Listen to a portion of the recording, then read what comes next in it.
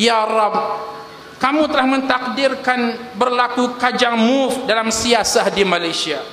Kajang move bukan ciptaan kami, tetapi ciptaan rakan tahaluf siasi kami. Ya Allah, kajang move terang-terang mempermainkan rakyat dalam memilih pemimpin. Kajang move telah melalui sistem demokrasi. Kajang move adalah sebahagian daripada cerita kartun dalam mencatur pemimpin di kalangan keluarga. Kajang move akhirnya menjadi bahan gelap ketidakmatangan berpolitik. Tetapi wahai Allah, apa hikmahnya apabila pemimpin tertinggi mereka, biarpun sejauh itu membuat keputusan yang dangkal, tiba-tiba keputusan itu disambut dengan penuh ceria, yakin, bersatu hati, mendukung dan terus mempertahankan keputusan pemimpin tertinggi mereka, biarpun bercanggah dengan nilai berpolitik, biarpun tidak berbincang dengan kami selaku rakan tahaluf siasi. Wahai Allah, apakah ini bermakna ahli dan kepimpinan mereka lebih mengerti makna patuh, taat?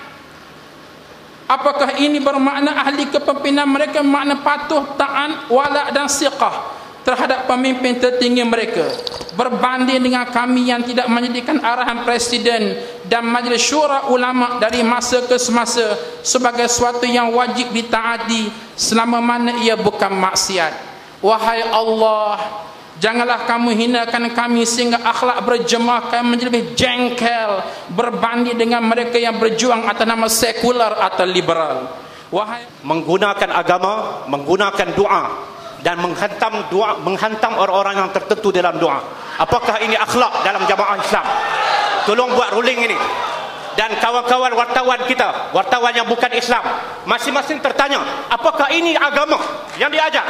Kenapa kita perlu mempergunakan agama? Datangkan hujah yang sepatutnya. Qul hatu burhanakum in kuntum shadiqin. Terima kasih saudara Ridwan, terima kasih. Saya terima kasih. Sila tenang. Semua ikut sepanjang persidangan ini, sepanjang muktamar ini, kita lihat banyak wakil. Kemarin Melaka nampak macam Peru Pakatan. Kemudian kita nampak ada wakil daripada Johor yang agak neutral dan juga nampak macam Peru Pakatan. Itu mungkin tidak disenangi oleh sebahagian pihak. Dalam masa yang sama, sebahagian pihak pula macam ada ketidakpuasan hati kepada rakan-rakan Pakatan Rakyat. Itu pun satu benda yang neutral dalam politik, dalam kerjasama ini. Cuma soalnya apabila dia meluahkan ketidakpuasan hati dia itu melalui doa. Kita semua tahu bila berdoa menyebabkan kita terpaksa, semua orang terpaksa mengangkat tangan.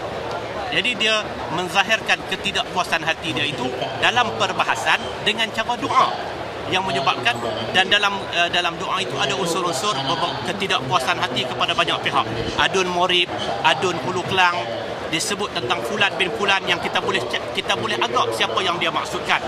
Sebut tentang berbaik dengan beberapa parti-parti luar Pakatan Rakyat dan sebagainya.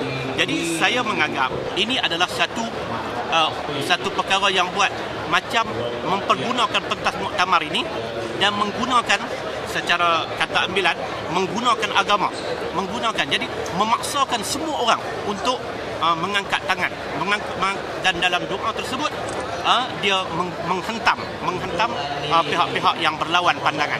Jadi pada saya, sebab itu saya bangun tadi mewakili kawasan Kuala Kedah, saya bangun tadi ini mengikut aturan dan peraturan muktamar. Sekarang ini adalah masa untuk perbahasan.